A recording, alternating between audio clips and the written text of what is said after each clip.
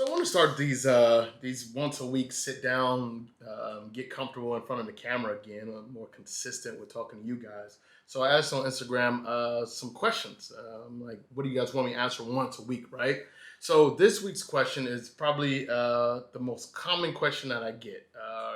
Overall, social media channels, people in person everywhere, is why did I decide to move to Bangkok? So let me take you back a bit. I've been living in Bangkok for 7 years, but for you guys who've just started following me, normally I'm on the road 7 to 8 months a year. So this is the longest I've probably been anywhere in the world in 20 years. But I've been back in Bangkok since February of last year. So I want to say like a couple days ago was officially 1 year on the ground back in Bangkok. And COVID's obviously a crazy time, and it's changed how we travel, how we live. But for me, it's totally shifted my life again. When I came to realize that the lockdowns were going to happen globally, unlike a lot of my colleagues who kept traveling, running around the world, sneaking into countries, I decided to shut it down, get my ass home, and sit out. And like always, whenever I get tired, whenever I get sick, when I need to catch up on work, when I need some rest, I came back to Bangkok, where my home is, where my home has been for a long time. So initially, when I started coming to Bangkok, it was actually just a pass through. The idea was to just stop here, and that was 2013 ish, right? Yeah, it's 2012, 2013. I had been to Bangkok. I had been through Thailand several times before when I was stationed in Korea and Japan. I would come here for R&R. I would hang out, party. We would leave. We would pass through. I was here quite often. Then when I became a travel journalist, I hit the road full time. I would come here. And just like I said before, whenever I got tired, I came here. Whenever I got sick, I came here. When money got low, I came here. Like Bangkok had became my de facto home. But after basically 3 years of almost constant travel, I was getting burned out, just absolute worn down. Kudos and shout out to those who stay on the road full time. It is grueling. You guys only see the highlights. It is hard as fuck to be on the road full time. So I ended up getting a condo here in Bangkok, in an area that I really, really enjoyed, Prakanon area, Anut, right in the middle. It's on Sukhumvit. It's like in the city center, but not too close to the city center. And the reason that I came back, because I know you guys came here for specifics, like give me a point one, two, three list of shit that you love about Bangkok, right? But it all comes down to one thing, man: quality of life. Quality of life for me. I know people who fucking hate Bangkok and have no idea why I love it here so much. They want to go up to Chiang Mai or go down to the beach in Rayong, which I hate both of those places. Like Chiang Mai, I fucking hate it. I despise it. Ugh. Rayong, ugh, keep it, right? It's just because Bangkok, I'm a city boy. This city is designed for somebody like me, somebody who thrives in the energy and the chaos of a place like this. I want to be able to wake up at 2 o'clock in the morning and go out and find a party, right? I want to be able to go on a Tuesday and go to an amazing museum. I want to be able to hop on a boat and just ride it, right?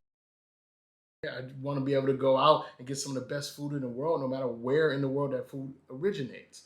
Bangkok is an international city with international energy, international people. It's tailored for somebody who has the attention span, the very short attention span that I have. Bangkok is it's a city of different characters, different vibes, different energies, and there's nothing you can't have here, especially when you're middle class. Which brings me to one of the actual specific points that I can give you guys. The cost of living here, it's for an international city, it's insanely affordable. It's and I hate getting into numbers because like when people say, "Oh, Bangkok's cheap," and I'm like, "Well, relative to what? If you're comparing it to New York City, then sure. But if you're comparing it to Kuala Lumpur, not really. If you're comparing it to most of Thailand, not really." So it's all relative. So whenever somebody's talking about how cheap Bangkok or any place is, try to get figures and numbers, right? If you live in the area that I live in, and then guys, I'm actually going to do like a specific series about the cost of living in Bangkok. I'm gonna break it down with food, accommodation, and nightlife. If you guys got any ideas of like anything else you want to know specifically about, I'll talk about it there. Just leave a comment below about something.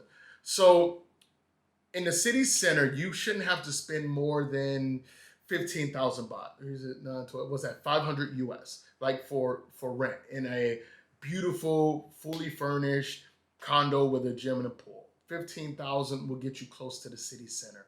The further out you go, the cheaper it's going to be. The further away from a BTS line, which you don't want to be that far away from one, the cheaper it's going to be, right? I see a lot of people talking about, oh, you can get a place for 4 or 5,000 baht. I've seen those places. You don't want to live there. When you live close to the city center in a place like Bangkok, or anywhere, really, anywhere in any district in Bangkok, you can almost stay just in that small district and just live there forever. Think of New York City. Think of Brooklyn. Like if you live in Brooklyn, you don't necessarily really have to leave Brooklyn. You can find everything there. It's the same with me here in Prakannon or Nut area. I don't really have to leave this area if I don't want to. Sukhumvit in general, the road, I don't really have to leave this road in general to find pretty much everything, which is why I absolutely love living over here. Takes me to another point. The people. My God, Thai people are some of the coolest, kindest, most welcoming people. Granted, Bangkok is a big city, so you get big city vibes and attitudes. Big cities are all the same. Like, I don't judge British people based on people in London. You can't judge Americans based on the people who live in New York City, for example.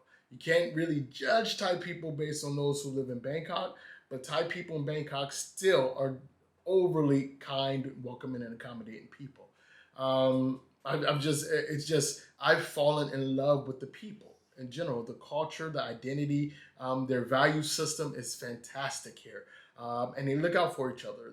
What's happened over the past year and some change with COVID is a great example of how Thais look out for everybody around them. Not only other Thai people, but expats as well. They really welcome us, and they've gone out of their way to ensure that we're happy and we're safe here. It's been an absolute pleasure to be here, to be honest. What else? The food, obviously. Guys, I don't even need to talk about the food here. It's just simply fantastic. But one thing about Bangkok that a lot of people don't know, and again, this might be a whole nother vlog topic, it's not only Thai food. If you guys follow me on Instagram, which you should, at Minority Nomad, you see, I'm about 50-50. Half of the food I eat is Thai food, and half of the food I eat is Western food, or not even Western food, non-Thai food. So I'll go have Japanese, I'll go have Chinese, I'll go have French, I'll go have American cuisine, I'll go have Russian cuisine. It's just food, amazing food from all around the world. Indian cuisine, that's probably like the second biggest thing I eat outside of Thai food. So the cuisine here is so diverse, international. A few years ago, we just got the Michelin Guide here, so that should tell you we have some of the best restaurants anywhere in the world here in Bangkok. And you know, I mean, I'll wrap it up because I'm rambling, but the quality of life for most middle class, and when I say middle class, I'm talking about middle class American, middle class Canadian, middle class British. For us, it's significantly higher than what we have back home.